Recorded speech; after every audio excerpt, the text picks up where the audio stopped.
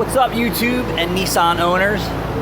So I had this customer bring a car in for a check engine light.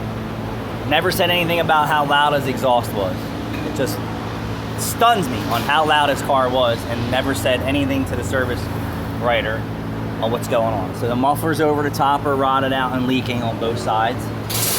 We patched this in a long time ago for this guy.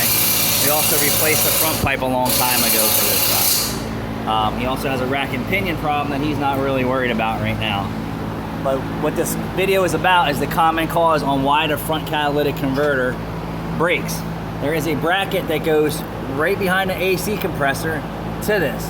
It's completely missing. So I think this is a factory converter, and I'm going to tell you, I think the dealership probably did this under warranty at one time, because it's odd that the nut that goes into the bolt that goes into the block is missing, and the bracket that goes to the converter is missing. Typically I see them crack or rust off, and then people continue to drive it, and then the converter breaks.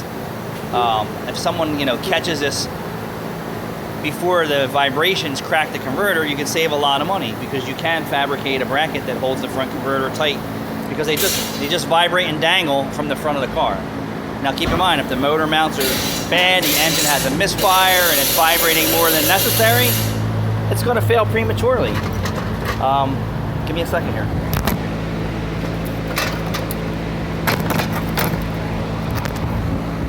So here you go. You see it's cracked right off, but there's a bracket that goes from here to the engine block right behind the AC compressor. Let me see if you can see that. So you see the bolt that goes in the engine block is completely missing. Where are you? There you go. So right behind the AC compressor, there's a bracket that supports this. So when the bracket rusts away or breaks, or someone doesn't change it, it cracks the converter. Sometimes they're very difficult to hear and tell where it's coming from, but if you look at the carbon buildup, okay, there, and if you remove the shield, you can tell that he's been driving this for a long time, because look at the black carbon. So that's clean heat shield. No reason for black carbon to be anywhere on here unless there's a leak. Some people come in and say, oh, how do you know that's leaking?